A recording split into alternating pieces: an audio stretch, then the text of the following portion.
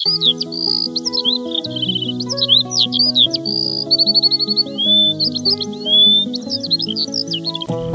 দিন আগের কথা। নিঝুমপুর গ্রামে থাকতো এক মাঝি। মাঝির আপন বলতে পৃথিবীতে কেউ নেই, আছে শুধু একটা ছোট কুঁড়ে ঘর আর একটা নৌকা। মাঝি ভীষণ ভালো মানুষ, সারাদিন মানুষকে নদী পারাপার করে দেয়। অসহায় বিপদে যদি কেউ পড়ে তাকে সাহায্য করে।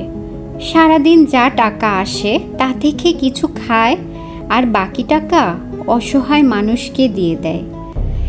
একদিন মাঝি সন্ধেবেলায় ঘরে ফিরছিল।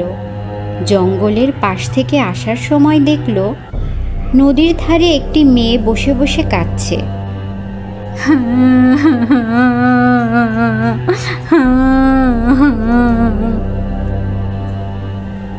এই মেয়ে, তুমি কাঁদছো কেন? তোমার কি হয়েছে? মেয়েটি কোনো কথা না বলে শুধু কাঁদতে থাকলো।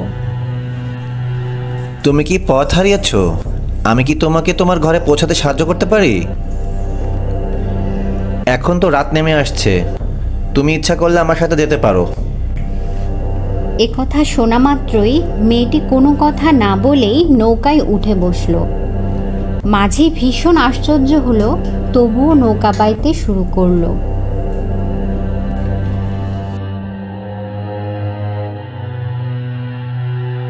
তোমার বাড়ি কোথায়? কোথায় যাবে তুমি? বলো, তোমার ঠিকানা কোথায়? না বললে আমি তোমাকে কিভাবে পৌঁছে দিব? আমি আমার বাড়ি ঘর রাস্তাঘাটের ঠিকানা ভুলে গেছি। আমাকে দয়া করে কিছুদিন আপনার বাড়িতে আশ্রয় দিন।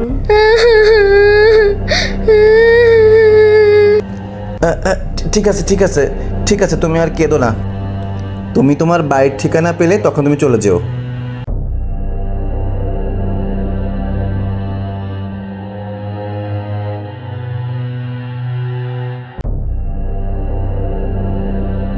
মাঝি নিজের ঘরের সামনে নৌকা ভিড়াতেই মেয়েটি সাথে সাথে নৌকা থেকে নেমে সোজা মাঝির ঘরের ভেতর চলে গেল।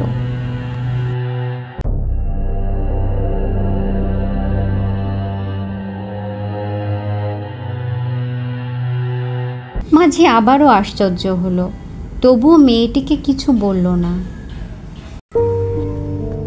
ঘরে যে খাবার ছিল নিজে খেলো, মেয়েটিকে দিল। মেয়েটি খাবার খেয়ে বিছানায় ঘুমিয়ে পড়ল। মাঝি বারান্দায় এসে ঘুমালো।